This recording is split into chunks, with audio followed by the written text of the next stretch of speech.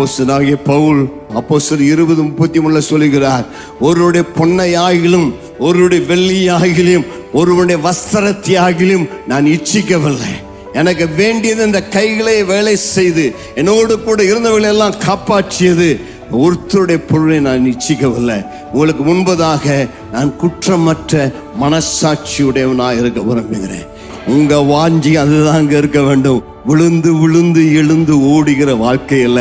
ஆண்டவரே, பரிசுத்தமான குற்றமற்ற மாசற்ற பக்தியுள்ள தூய்மையான வாழ்க்கை வாழ எனக்கு கிருபை தருவீராக.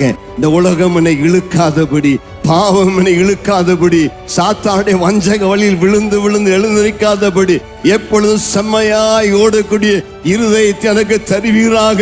ஆண்டவரே, எனக்கு நீர் கொடுத்த அந்த வாழ்க்கை பயணத்தில் எப்பொழுதும் உண்மையாய்மை பின்பற்ற விரும்புகிறேன். தூய மனசாட்சியோடு பரிசுத்தமாய் மக்காய் வாழ்ந்து உடைய ராஜ்யத்தில் வர விரும்புகிறேன். கர்த்தருக்கு மகிமை உண்டாவதாக.